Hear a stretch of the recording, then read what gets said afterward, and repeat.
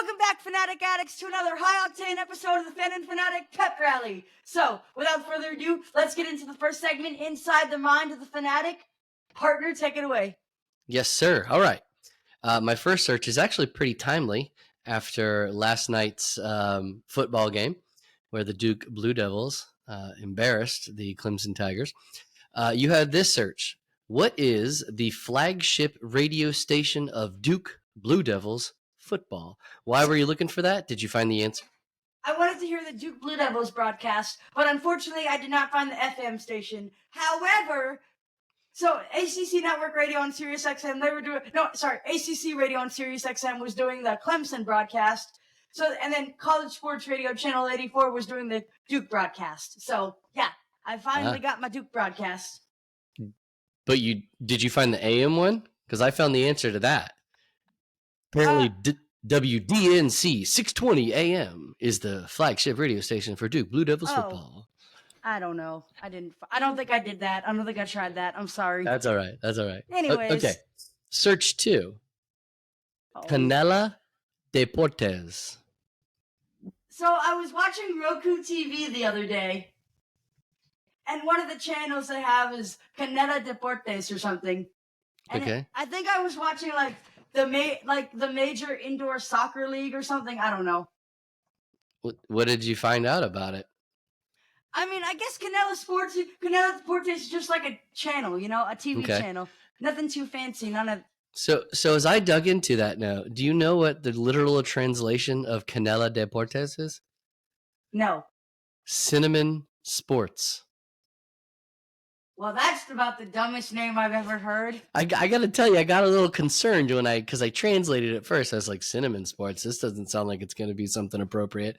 But I think you're right. It's just a sports channel in Espanol.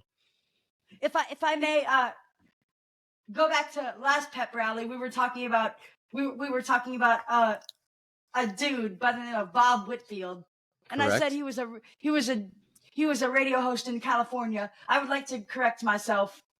He was actually a Atlanta Braves baseball player who was on the regular guys, a very popular radio show on 96 Rock, which is now Power 96.1. I thought he was a football player. I thought we established that. Football. Sorry. Okay. Oh, and while we're on the subject of the regular guys, I want to give a special shout out to someone who we met at our local Mexican restaurant, Mr. Don Diablo. So, Don Diablo, if you're listening, I love you, man. I feel like the Mexican restaurant deserves a very specific shout out since we've been going there. Quesadores Mexican restaurant. They're muy delicioso. Yes. Parker regularly getting the camarones y papas fritas. So anyways, rock on, Don Diablo. Rock on. Very good. Okay. Here's my third one. So I know how to say this, but I want to say it. So I'm going to give you the search the way I would have read it if I hadn't actually done the research myself. Oh, Dad, by the way, in one of your previous episodes, you pronounced Sona football like Zona football. The Z makes the S sound. Okay, excellent. So I want to which leads me to another shout out. My Spanish teacher, Miss Rebecca Becky Schmidt. She's awesome. Anyways, sorry. No problemo. All right. So I'm going to read this search. I'm going to read this search the way I would have read it if I didn't know the answer. And then I want to see if you get the answer, okay? Felipe Coutinho, pronunciation. That was your search. So who is it? What were you looking for? And did you find the pronunciation? Felipe Coutinho. He's a brilliant footballer, and I believe it's pronounced Coutinho. I don't know. Can I do it? Yeah. It's actually Philippe, not Felipe. It's Philippe Coutinho. Coutinho. Coutinho. And he's a Brazilian soccer player, so I don't know why the British accent came in there. So, but he's a Brazilian footballer.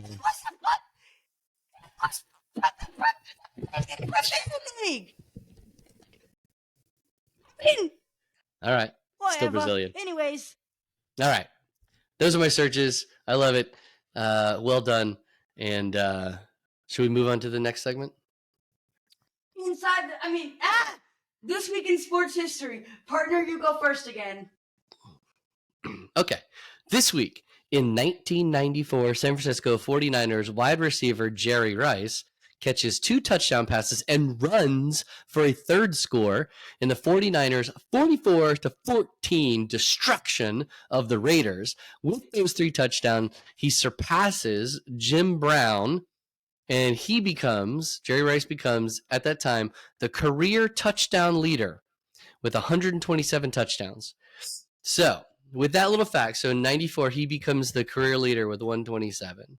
I'm going to ask you, today, as we sit here today in 2023, who do you think is the career touchdown leader, and how many touchdowns do you think that person has or had? Tom Brady. Okay, you think Tom Brady is the leader all-time touchdowns. Is it Mark Bulger? I'm asking you to give me an answer. Bro, I don't know. You got to give me an answer. All-time touchdowns. Who is it? Peyton Manning. Okay, you're going to go with Peyton Manning. How many do you think he has? 513. So you think from 94 to 2023, the highest was 127 and went to 500 something? I think so. This is not passing touchdowns. This is touchdowns they themselves have. The answer actually is Jerry Rice.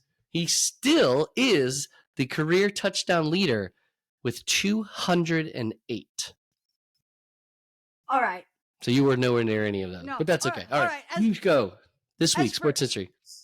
As for my fact, back in 1906, St. Louis University quarterback Bradbury Robinson throws first legal forward pass in the history of American football for a TD to Jack Schneider at Carroll College. I'm gonna forgive me, Wisconsinites, but I'm probably gonna butcher this. Waukesha, Wisconsin. St. Louis wins 22-0. Wow, the first forward pass, man. Changing the game. I love it. And that goes really well with my fact. Excellent. That's fun. Way to go back in time. Been throwing the football forward for a very, very long time. So, Parker, who do we hear from? Do we learn from? Do we meet this week on The Fan and Fanatic? Well, this is kind of a pickle. My producer had to make an early exit, and she didn't leave me with the guest for this week. So I think... Hey, in an unprecedented move, let's do this. While we're recording, let's go ahead and give her a call and see if we can't get the answer. I got it. I got it. I did. Go ahead. You fill some time while I figure it out. So, Dad, this hand signal, I don't know. Like, apparently it means... We don't know who we're talking to this week. You didn't leave us a note.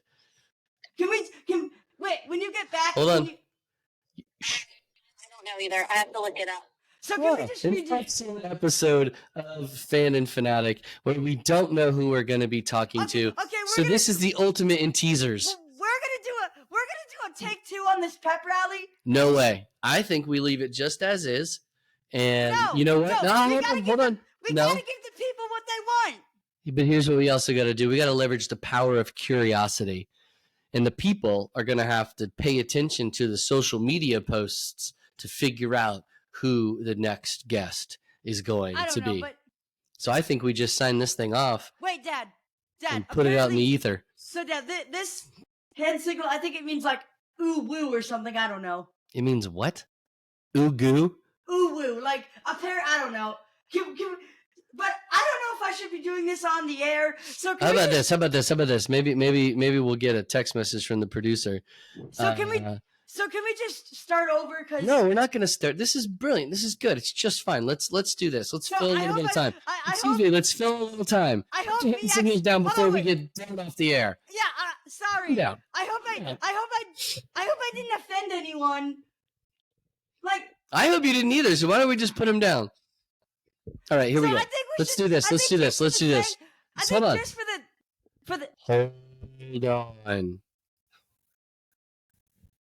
Why don't we do this? This week, what football games will you be attending? Actually, can we... So, can we actually... before we do that, can we address something? Let's address it. Number one, Oklahoma. They downright obliterated hurting the Arkansas microphones. State. And then Ole Miss obliterated Southeastern They Louisiana. did what they were supposed to do. And Okay. then Coach Prime, probably in the There biggest we game go. of the weekend, There we go. he went into Fort Worth and kicked some Horned Frog you know what. That's right. Sorry, Horned Frogs. Buffalo stumped those Horned Frogs. That's right.